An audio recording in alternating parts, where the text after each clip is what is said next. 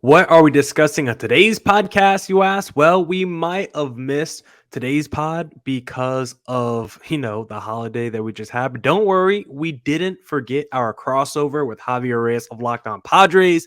He's on to discuss the state of the NL West as always. And we're drafting another draft, drafting the players and teams that have exceeded expectations from the first half of the season, all on today's Locked On Diamondbacks crossover. You are Locked On Diamondbacks, your daily Arizona Diamondbacks podcast, part of the Locked On Podcast Network, your team every day.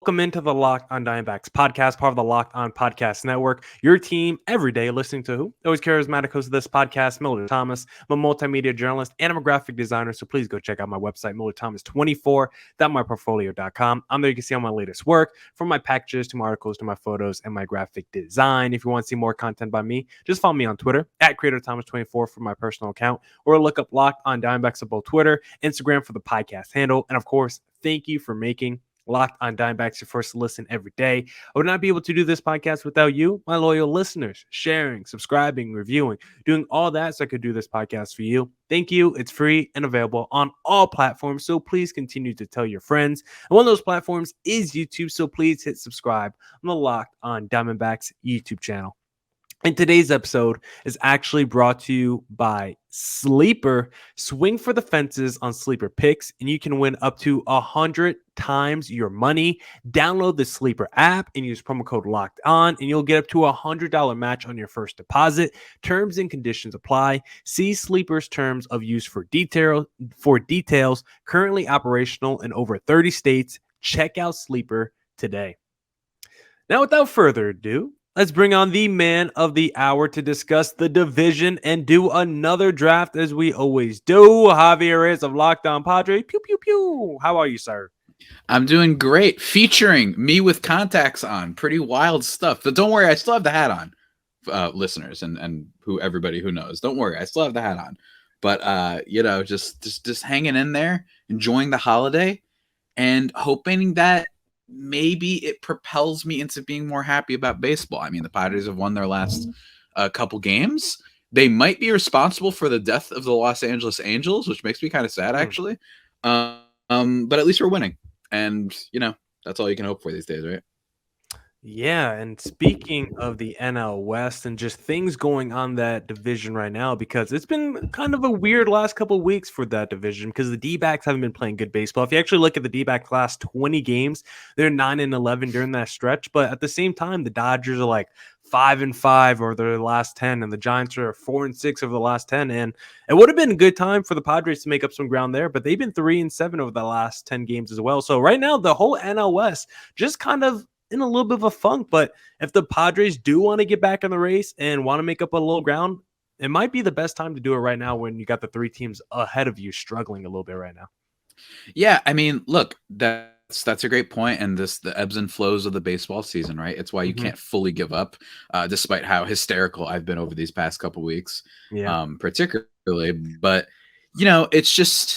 it's tough. And again, I mean, the Angels are a good example of this too. They're looking really good, and yes, their division's pretty strong, but they're playing really well. You have all the Shohei Ohtani stuff, and then they come into the series with the Padres where they lose the first game and Mike Trout gets hurt. He's out 4 to 8 weeks. I think that got announced actually a little bit before we even started recording this.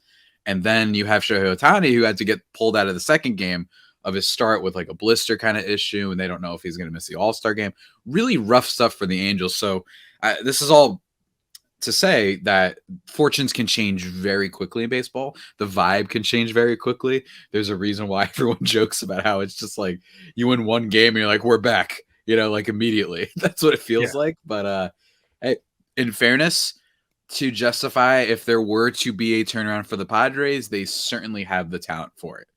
It would not be out of nowhere for guys like Xander Bogaerts and Soto and Manny Machado to really, kick it into gear, even a Cronenworth type, for them to play better. Like if I told you at the end of the season, all those guys kicked it up a notch in the second half, that wouldn't be that surprising. So I think that's That's the small grain of hope I have for Padres fans. What about you, man?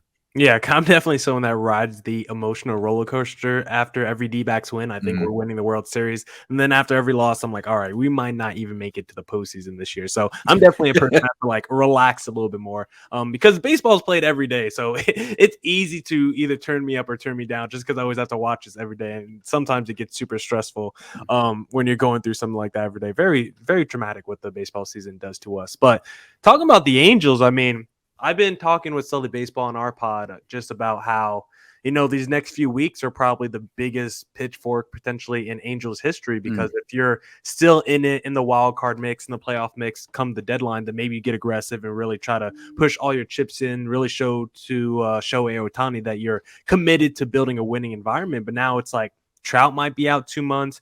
Maybe Ohtani misses, a turn or two in the rotation. If all of a sudden the Angels go into a little slide entering the deadline, maybe they're like all of a sudden 9 games back of the division, maybe like 5-6 games back of a wild card spot. Like, is it time to like pack up your bags if you're the Angels and reevaluate how you expected the rest of the season to go and even start thinking about, maybe it's time we have to start fielding those Ohtani offers because it doesn't look like our playoff hopes are going to be, in lock with Mike Trout potentially missing 2 months. And then is he going to want to stay on a team that misses the postseason another year?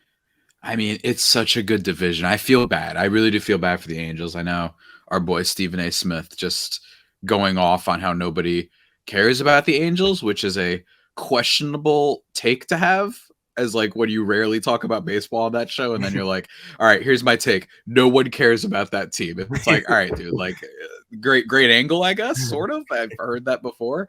It's just like the proud ignorance is a weird take sometimes that people have of every sport. It happens literally all the time in every sport, particularly baseball, I feel. But I just think, yeah, I mean, the Angels, they had like a 20% chance to make the postseason anyway. Part of that being the Rangers just being so good. I think Seattle's my big bounce back team for this second half, personally. And then you've still got the Astros, obviously. The only really bad team there is the A's, and they're atrocious, but it's a tough division. So on top of that, on top of how they had to play, you lose these guys. You don't know how long Ohtani's out, but it makes you wonder. And hey, if there's anyone who's going to get you a pretty sizable return, it would be this guy. So do they pull the trigger on that? It would make what looks to be, in my opinion anyway, a fairly tame, mild trade deadline. If Shohei Ohtani starts getting on the block, that blows everything up. That makes the Soto trade from last year look like not like nothing because they still have the control and all that, but in terms of just the blockbuster, the entertainment value, that's like an NBA quality, like, buzz and drama type of thing if Shohei Ohtani were to move. I think it's the savvy move, but I'm not going to blame Angels fans or management for being like, wow, we're really going to be remembered as the team that squandered both Mike Trout and Shohei Ohtani. So I can understand if they just stick it out. But hey, who knows? I'm really rooting for them though. I want to see Shohei Ohtani in the postseason. And I just don't even know how you have that trade discussion of a return. Like, you pull up that Juan Soto deal, you start with that, you say, look at all these top 100 guys, top blue chip prospects that we got back in that Juan Soto deal, because I mean the Nationals got back a bunch with the Mackenzie Gores and you got the Abrams and the James Wood. So if you're like trading Ohtani, you're like, I need your top 15 prospects in your system, right? It's like what's the value of an Ohtani on the trade market? It might just be honestly too tough. Like, the smart move might be trading Ohtani before he hits free agency, because I think if Ohtani does hit free agency, I think it's going to be tough for the Angels to bring it back unless they're like, here's $750 million over a 10-year period. That might be the only way to bring it back, because there's nothing they could point to. It's not like he could go talk to Mike Trout and Mike Trout's going to give him sound advice as to why he should be an Angel going forward. Mike Trout might be trying to get out of there after this season too if Ohtani leaves this free agency. Like, that's actually a good. I would like to know what's going on in Mike Trout's head. I know I always give him crap, but I actually want to know like how he feels about the whole situation, and like if it's another year where he's mired with injury and the Angels leave, like at what point does Mike Trout get fed up and he's like, we just lost the greatest teammate I ever had, who was having arguably the greatest season ever. There's no path to us getting better. We're paying Rendon, one of the worst contracts in Major League Baseball. Like, at what point does Mike Trout say, I'm one of the faces of this game, I need to pull in the NBA empowerment era and honestly just request a trade out of LA? That's what I want to see from Mike Trout. That would make me a Mike Trout fan right there.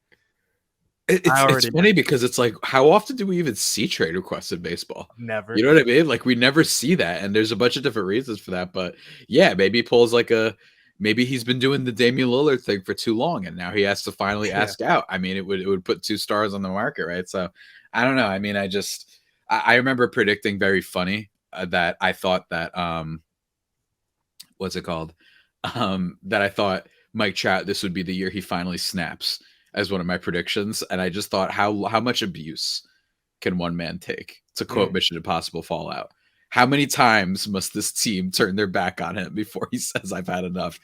It might happen, but I don't know. It's tough. I wish they would, from just a appreciator of talent and wanting to see what it looks like if he's on any other team. But sheesh. Again, seriously though, pouring out for the Angels fans. I'll do it right now. Yeah, okay. Sorry, Angels fans. It's post 4th of July. We'll pour a glizzy out for you in the name of Angels fans. Sorry, guys.